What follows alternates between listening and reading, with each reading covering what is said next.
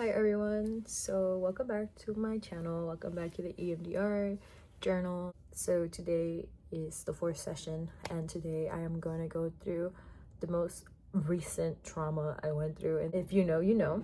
If you don't know, then anyway, long story short, I went through something traumatizing. I didn't even realize it was traumatizing. I didn't realize that it was a traumatic event in itself. I actually am processing it. Yesterday I had like a float state moment regarding to this whole event.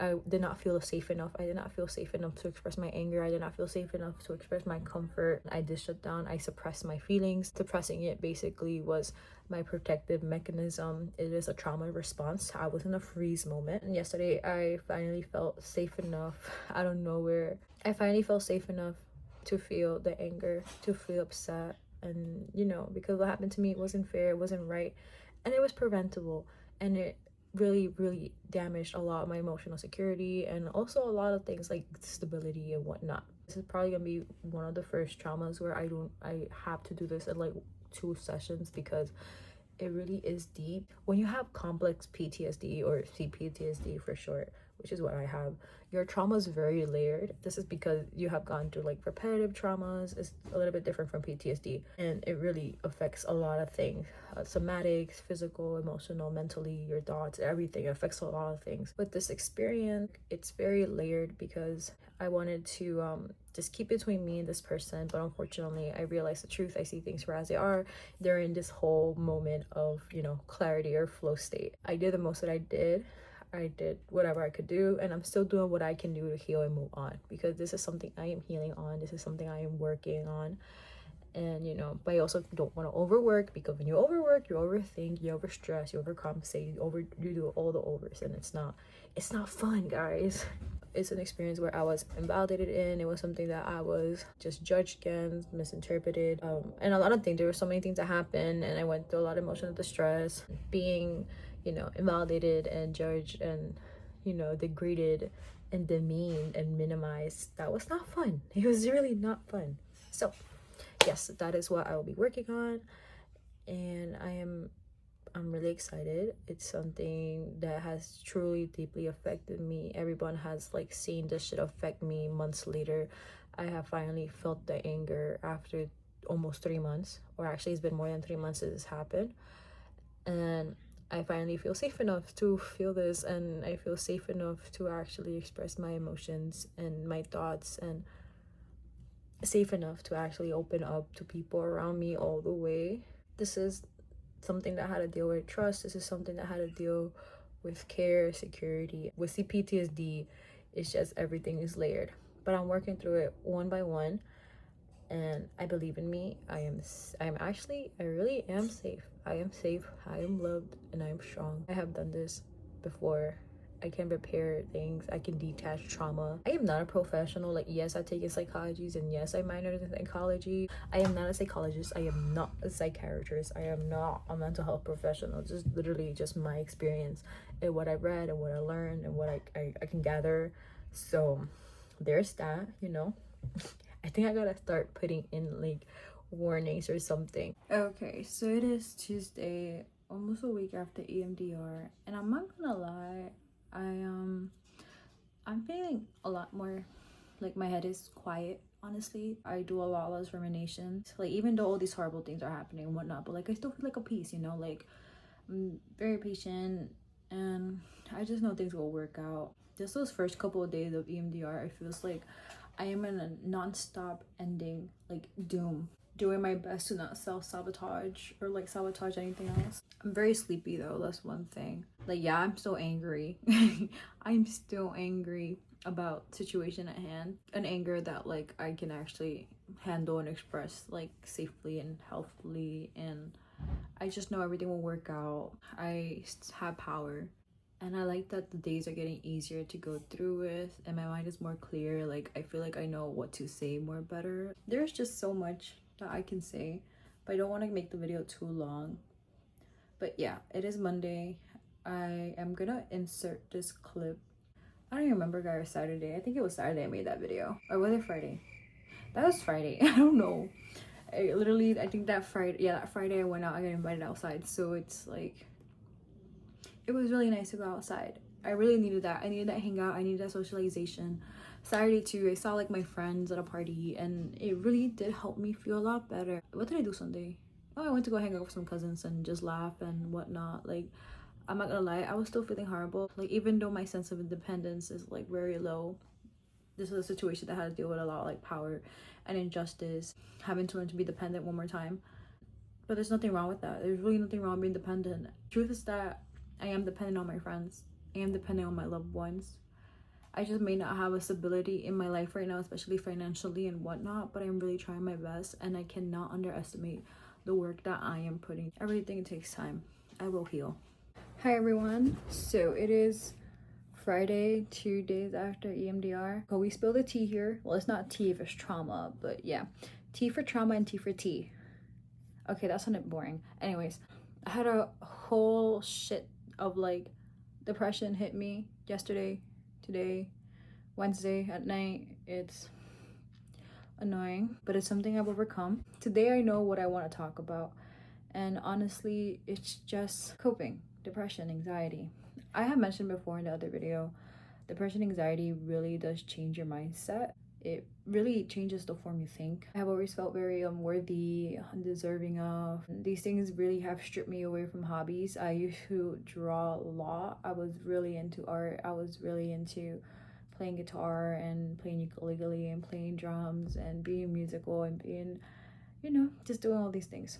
But that was my mentality when I was very deep into it. Sometimes it feels like you can never get out of it. It really changes the way you think. A lot of things got even complicated to think about when you're going deeper and deeper into the depression. You literally just stop doing it. For me, at least, I felt like there were so many things that I wanted to do, and I just felt stopped because I felt like I wasn't good enough for it. And for me, the depression really felt like I wasn't good enough. I compared myself to a lot of people. I compared myself to people that I realized that I've been compared to by other people, and I just learned to internalize that. The thing with CPTSD is sometimes those habits become your most inner critic. Comments from other people become your inner critic. And that's when, you become a people pleaser, and that starts making you sad because you can't even be your own person, and you internalize it. And then your truth is, I am not my own person, and I cannot be my own person. If I am my own person, people are going to hate me. People will not love me. I am unlovable. I cannot integrate to society. Then you start overthinking. And anxiety has been about the overthinking, the overdoing, the overextending, the overfixation, fear, fear. When you're a person with a body that is traumatized, that means that you have a body that you cannot feel safe in. It's a body that it cannot feel safe. There is no sense of safety. Then you come into your protections, your protection mode, your defensive modes, shutting down, dissociating, isolating, fawning, people pleaser. My form of defense is, or what I'm breaking out of, is people pleasing. It took me 21 years, or I don't know, 21 years to say no because I couldn't say no. That was my form of protecting myself when I was younger from people that have hurt me in the past, and as a way to not be hurt later on in the future. And it started to affect me as a grown adult, and like deep down inside me one day I was just like, yo, like I gotta start saying no. The fuck. I never really like being put expectations on unless like it's reasonable, like in relationships, those expectations, be loyal and whatnot. Friendships as well, be loyal, be there for a friend when they'll be there for you, listen, all these things, yes. But other people always put those expectations, like you have to be ladylike, you have to be feminine. I had somebody told me before, like, oh, cursing is not ladylike. Bitch, I don't give a fuck. Cursing does not make me less of a lady. I love being a lady. I'm a woman, and even then, why the fuck you give a fuck? And that's when people project things onto you. A lot of these expectations are projections of something that they've been through, something they think about themselves, something that they cannot accept about themselves, and they put it onto you, and it's very unfortunate. I have fallen victim to that so many times. I have fallen victim to other people's insecurities and had that become an insecurity for myself. And it's worse when you have anxiety and depression because your mentality is already different, your mindset's different, your way of life is different, and it's not a lot that people are able to deal with, not a lot that people can come to terms with. People that you know, they don't realize that, because depression, anxiety could be different for everybody else. And when you're somebody that have, you know, like you have a safe and stable body in a life, you will never understand how the mind shift is. You never will understand how different somebody's mentality and mindset in life has changed when you deal with a chemical imbalance like that. So in a traumatized body like mine, you know, it's sometimes my body just wants to go into the old habits and think that what I'm doing is unsafe and scary. But that's why, you know, you do the EMDR, you do the therapies, and you're teaching your body that, hey, like, we're actually safe. The danger is no longer present. And the thing is that you don't want to work against your body. You have to accept that your body did everything it can and your body's just trying to protect you. And I read before, it's like installing a new computer system on a computer that was used to the old one. Another thing too is coping. I get so freaking sad. Like, I get so freaking sad. Throughout the whole year, I was hit with a really heavy depressive episode, and then I was fine. This whole thing, what I processed at therapy was something that happened when it traumatized me. I felt good enough to actually process it today in therapy, and it was pretty intense actually. I didn't think it was so impactful because it was something that picked at an old wound that I have healed for so many years, and it's something that I have to work on again, because turns out the pain is even deeper. It was something that had its roots in trauma, but it was also a separate event, and I treat it as a separate event, you know? Not everything goes back to trauma. Things can become traumatized in themselves and could have roots or connection to other feelings and emotions. And that's the thing with complex PTSD. Your mind does change. Your brain is wired a different way compared to an average healthy normal brain or whatever. For CPTSD, this is normal. It's normal for us to have the way our brain's been structured because of the repetitive traumas and repetitive events that have negatively impacted us. I guess right now I've been hit with a pretty like nasty depression, and I was literally just rotten my whole time in bed, to be honest. But I had to go to take some like CPR classes that I need, and it was actually really fun. And I'm glad I got myself out of bed for that in the morning. I think when you have a routine and you have like things to do, it kind of distracts you and pulls away from that depression. For me, at least, my mind was still a little bit like sad there, but I was focused more on the class because it was actually pretty fun, and it was actually really something that it was something I was learning something new in. I have never taken a CPR class ever, and it was pretty fun. Like, oh wow. But when I got back, you know, to the bed, I just started rotting and whatnot. But it's also like, again, with EMDR or any type of like talk therapies and whatnot, it does get pretty stressful, so you should always take care of yourself. But even without those therapies, in general, you have to prioritize self-care, you know, in the form of affirmations. Remind yourself that, you know, you don't have to live up to people's expectations of you. Like, if it's not anything basic and whatnot, then what the hell are they talking about?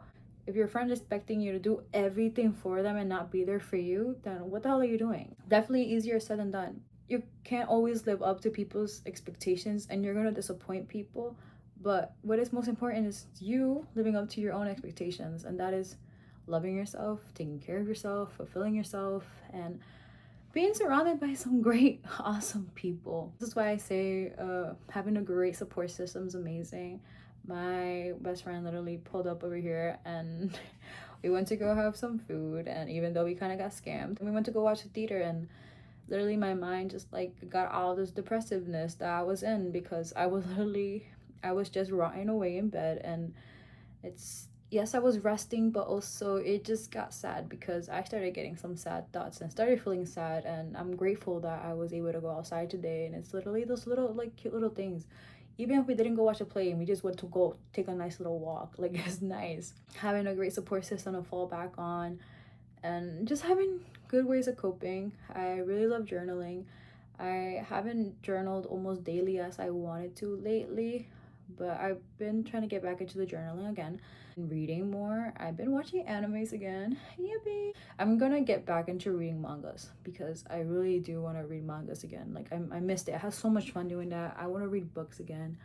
I've been drawing again, and there's just so many things, like little coping things. I might end up painting my nails, but again, you know, you also want to find that healthy balance. You can't force yourself into it, but when you start getting sad, you kind of just gotta push yourself to do something. Let it be a stretch. Go drink some water. Go, I don't know, make tea, cook something. It doesn't have to be anything heavy or whatnot. You don't have to go to a spa day. You don't have to go get your hair done. You don't have to go get your nails done. It could be something as small as getting up, giving yourself a nice little hug around you, say good morning, have some sun, go take a nice little walk. I think I said that like 5,000 times. Talk to a friend, go hang out with your pet, see a friend. Coping is different for everyone, and healthy coping matters. It really does, especially when you are overcoming something such as PTSD, complex PTSD, anxiety, bipolar, or what's the other one, OCD and depression. Everybody is different. Everyone's going through something. Every brain is different. Every brain gets affected differently, and some brains unfortunately get affected more. This, I guess, my little talk for today. I know I'm gonna get worse, to be honest.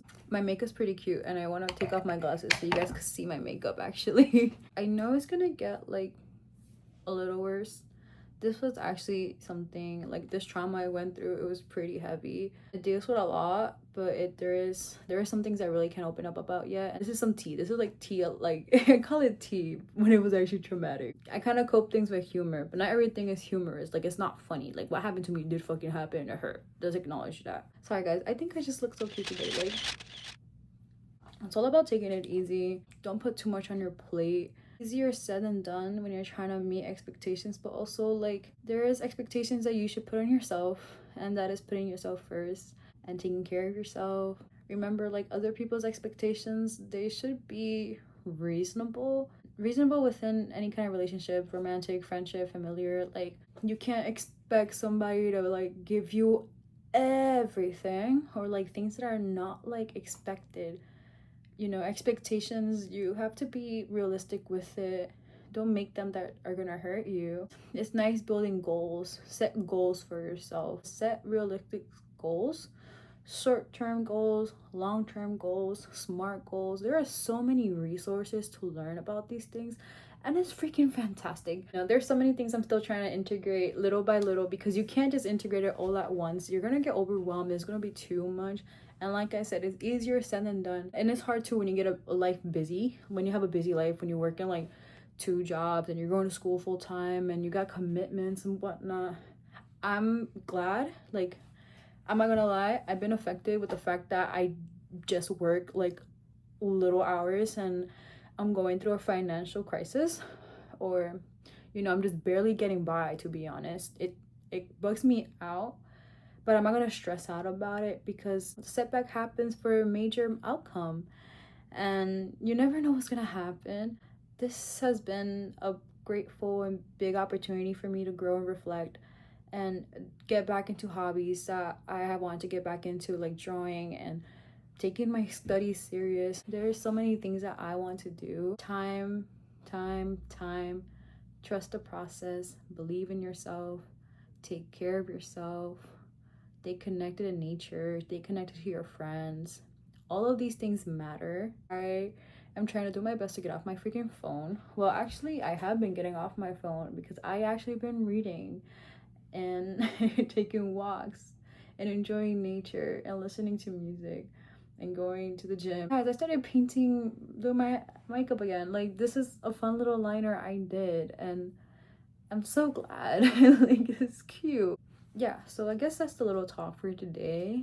All these things really do change your mindset. I know it because I experienced it a lot. All the anxiety and depression symptoms of my CPTSD, dissociation, all these things. There's so many things I could go on about, but hey, yeah, it was an intense EMDR. It was very intense. I cried a lot. Guys, I got scared. I really did get scared. I really went back to a time and felt terrified. But I got through it because I know I'm safe and I'm not in danger. Okay, I got a little emotional there for a second, but yeah, I guess that's the video, guys. There's nothing else I can really say. I guess, like, I keep accommodating myself because this shirt feels like awkward. I guess I could just say that about the EMDR. There's nothing much that I won't be able to say. I will not be in therapy for the next week. Guys, I am 4 sessions in. This one was very intense, but the symptoms weren't so bad. I'm actually coping easier than the last couple of times, to be honest. You know, there's even more traumatic things that I have to process and reprocess and whatnot, EMDR in therapy. Or I said that wrong, but I have to do in therapy and in EMDR. But I'm really excited. I've gotten through with this one.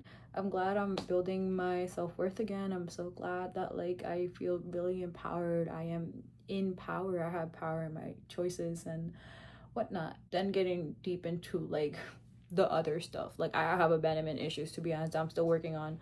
And I know that with EMDR, all these things are connected, like self-abandonment issues, insecurities, and also like self-esteem. A lot of these things are really connected. So the EMDR actually does help you out with the interconnectedness of all these things, which is pretty cool. It's actually really cool, guys. But yeah, so I hope everybody has a good night and enjoy the rest of your day, night again, evening, I don't know.